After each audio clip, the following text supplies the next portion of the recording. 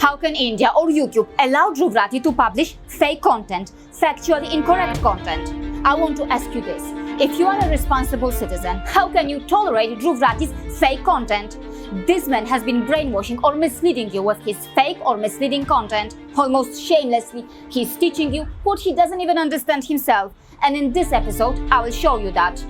So in this video that was recently shared with me, I saw that Dhruv Rathi, in his attempt to prove that India's democracy is in a very terrible condition, cites a democracy index that is published by Sweden-based V-Dem. According to what Dhruv Rathi is trying to say, the condition of India's democracy is as bad as this car. Of course, India's performance on this index is very bad, and Germany's performance, of course, very good. But is India's democracy really that bad, and is Germany's democracy really that great? Well, V-Dem has placed India in the electoral autocracies category, and Germany in the liberal democracies category.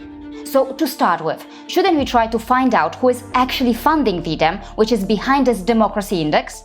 So here is its official website. Read carefully. Sweden's Ministry of Foreign Affairs funds it.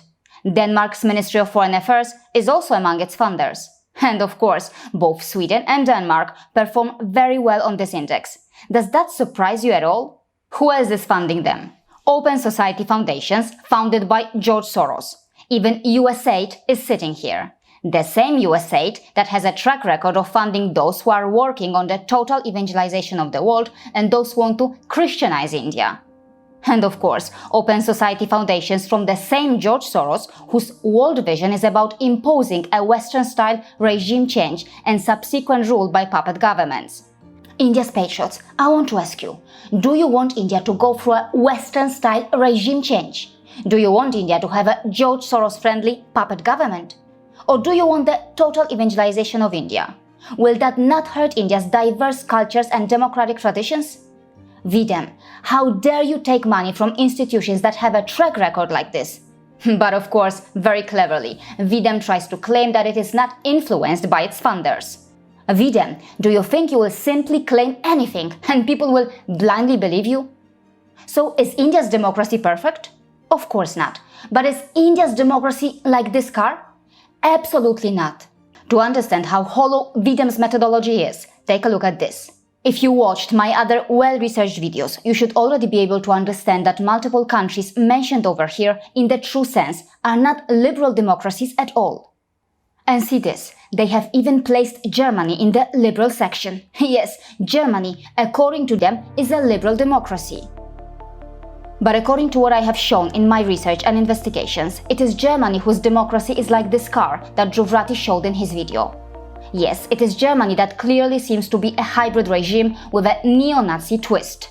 Dear V-Dem and Dhruv Rathi, it is Germany where neo-Nazis were seen preparing for Day X, a date when the German state will collapse and German neo-Nazis will seize power to re-establish order. Dear V-Dem and Dhruv Rathi, it is modern-day Germany where the neo-Nazi ideology has penetrated the country's military and police. Dear V-Dem and Dhruv Rathi, it is Germany where more than 12,000 crimes by far-right extremists were committed in just a single year. A propagandist fools Indians by deceitfully presenting Germany as a country where Christianity or religion does not play a major role. But dear V-Dem, it is Germany where churches employ over 1 million civilian employees and church employers have enjoyed a monopoly in the country's social care sector. Dear Dhruv Rathi, it is Germany where churches have their own church labor laws allowed by the German constitution. No, Dhruv, no, this isn't Saudi Arabia and their Sharia law. It is Germany and its church labor laws. Dear V-Dem, it is the German government that makes its churches richer and stronger by giving them billions of euros every year after collecting a mandatory church tax from its millions of Christians.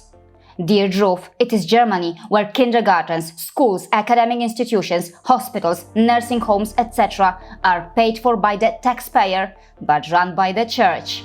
Dear V-Dem, it is Germany where many of these church-run institutions don't even accept employees who are not Christians.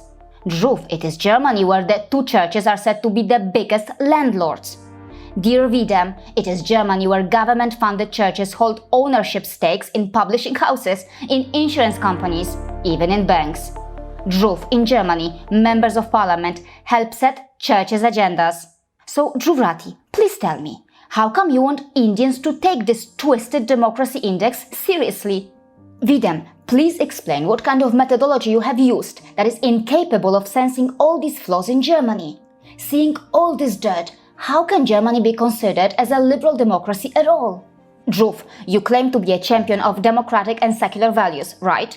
Then how come you allowed yourself to connect with Germany's international broadcaster, DW, which has churches or a powerful churchman controlling or influencing its key affairs? I exposed DW in this episode. Yes, for the first time, Germany's DW has been exposed properly like this. Viewers, please watch this video to learn who controls DW. Dhruv, this is not the first time you have used a global index with a hollow methodology to prove or show how terrible India is. You have done it before too. You have even used fake content to prove your point. Dhruv Rathi's followers, go and ask Dhruv Rathi why his fake content that I exposed is still fully playable on YouTube. Dhruv, you cannot just post fabricated and factually incorrect content and quietly delete it or run away from it. Show accountability, properly. Why has he run away from my fact-checking like a coward? Why did he send me online personal messages that attempted to interfere with my independent work? Dhruv's followers, just because he criticizes a political party that you also dislike, should you blindly believe everything he says?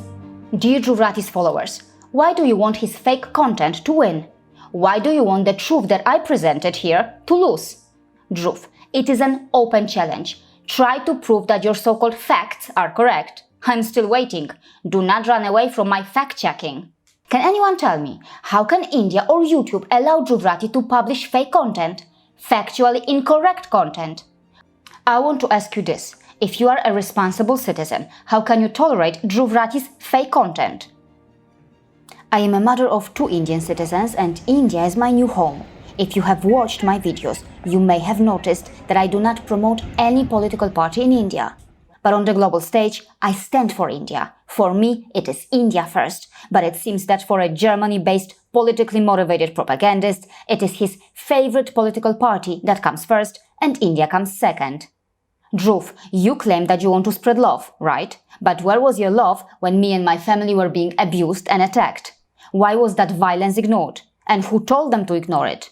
My first video about you was just a friendly fact check. And remember what was done to me by your radicalized supporters? Until today, violence, threats or abuses have not stopped.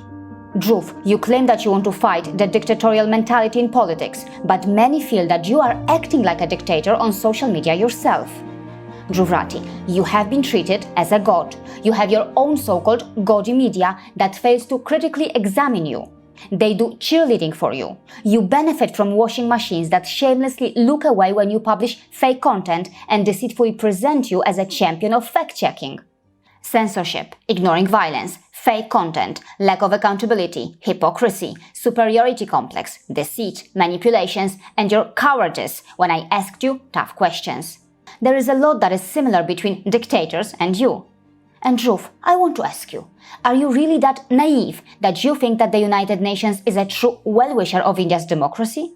Are you really that naive that you think that the Western colonial criminal states and their institutions are India's true well-wishers?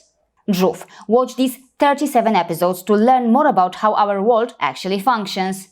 I can easily counter your politics-related points or your political videos too, but I stand for India on the global stage, and that is why I try to refrain from talking about India's domestic politics. Yes, I have talked about India's problems related to the environment, racism, etc., and I have asked questions too. Dhruv, there are many YouTubers in India who question India's central government and state governments, but those YouTubers are not like you. They criticize India, but at least they do not deceitfully malign India's image globally just to get their favorite political party to power. There are problems in India, but do not belittle or humiliate India globally using agenda-driven indexes based on hollow methodologies. Expose DW's church connection, expose V-Dem's funders, and expose the hollow methodology of the World Happiness Report the way I did. Question them too. Critically examine them too. Why should anyone blindly follow them? Political parties are not perfect. Countries are not perfect. India's democracy has problems too. Dhruv, in a vibrant democracy, political parties' conduct should be examined. Yes, ask questions. Ask them tough questions. ask questions not only to the political parties you oppose, but also to the political party you support. Do not do cheerleading or play soft for your favorite political party. And ask them tough questions, the same way you ask the political parties you oppose.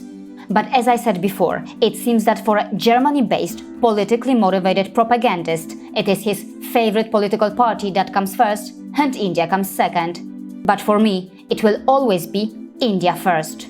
One should not destroy India's reputation globally by exaggerating its problems just because one wants one's favorite political party to win the election in India. Because that is not your freedom of expression. That is more like your servitude towards a political party and not your patriotism for India. Indians, please do not betray India. See you again